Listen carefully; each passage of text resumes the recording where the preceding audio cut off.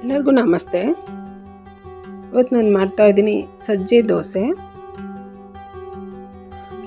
ಇದು ಆರೋಗ್ಯಕ್ಕೆ ತುಂಬಾ ಒಳ್ಳೆಯದು ಮತ್ತು ಇದು ತುಂಬ ಚೆನ್ನಾಗಿ ಗರಿಗರಿಯಾಗಿ ಆಗುತ್ತೆ.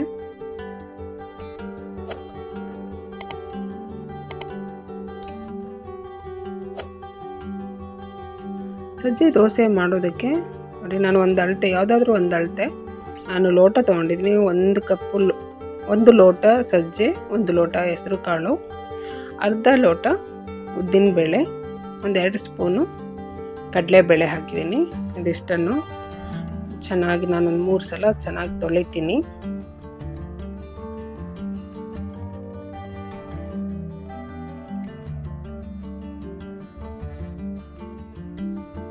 ತೊಳೆದ್ಬಿಟ್ಟು ಇದೊಂದು 6-7 ಗಂಟೆ ನೆನೆಯೋದಕ್ಕೆ ಇಟ್ಬಿಡಬೇಕು.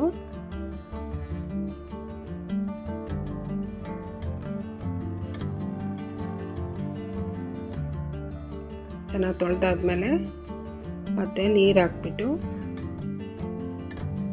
6-7 ಗಂಟೆ ನೆನೆಯೋದಕ್ಕೆ ಇಡಬೇಕು. ಮಧ್ಯಾಹ್ನ ನೆನೆಸ್ಬಿಟ್ಟು ರಾತ್ರಿ ಇದನ್ನು ನಾನು ರುಬ್ಬಿದೆ. ನೋಡಿ, ಚೆನ್ನಾಗಿ ನೆಂದಿದೆ. ನೆಂದಮೇಲೆ ಮತ್ತೆ ಒಂದೆರಡು ಸಾರಿ ನಾನು ಚೆನ್ನಾಗಿ ತೊಳಿತೀನಿ.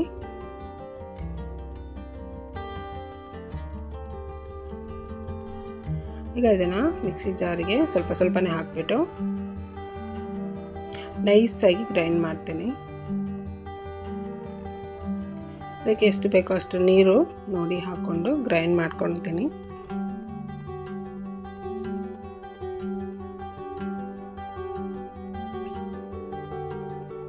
ನೋಡಿ, ಈ ರೀತಿ ನಾನು ನೈಸಾಗಿ ಗ್ರೈಂಡ್ ಮಾಡಿದ್ದೀನಿ.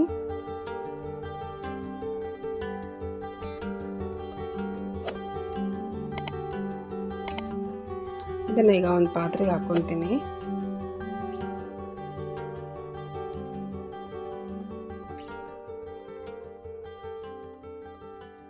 ಇದೇ ರೀತಿ ಅಷ್ಟನ್ನು ನಾನು ಗ್ರೈಂಡ್ ಮಾಡ್ತೀನಿ.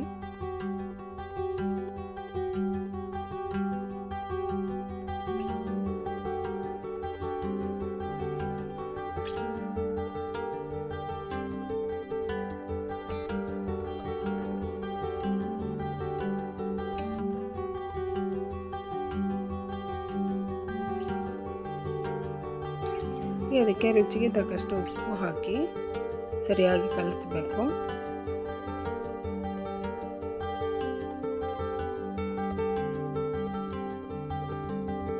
ಅದಕ್ಕೆ ನಾನು ಸೋಡಾ ಆಗಲಿ ಏನೋ ಆಗಲಿ ಯಾವುದೂ ಹಾಕ್ತಾ ಇಲ್ಲ.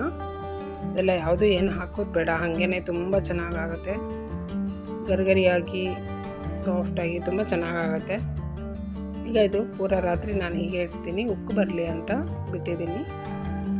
ನೋಡಿ, ಎಷ್ಟು ಚೆನ್ನಾಗಿ ಉಪ್ಪು ಬಂದಿದೆ.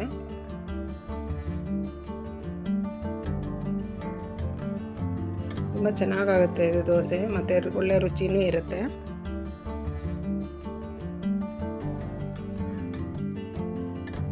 ಇದನ್ನು ಸರಿಯಾಗಿ ಮಿಕ್ಸ್ ಮಾಡಿ ಮತ್ತೆ ಬೇಕು ಅಂದರೆ ಸ್ವಲ್ಪ ನೀರು ಹಾಕ್ಬೋದು. ನೋಡಿ, ನಾನು ಈ ಹದದಲ್ಲಿ ಮಾಡಿದ್ದೀನಿ.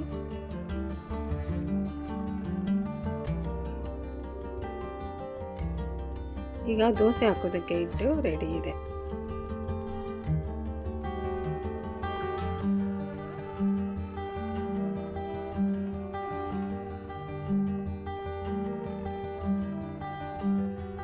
ಸಜ್ಜೆ ದೋಸೆ ತುಂಬ ಚೆನ್ನಾಗುತ್ತೆ, ಗರಿಗರಿಯಾಗಿ ಆಗುತ್ತೆ.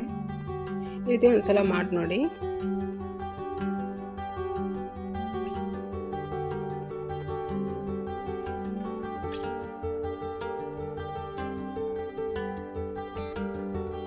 ನನ್ನ ವಿಡಿಯೋ ಇಷ್ಟ ಆದರೆ ಲೈಕ್ ಮಾಡಿ, ಶೇರ್ ಮಾಡಿ, ಸಬ್ಸ್ಕ್ರೈಬ್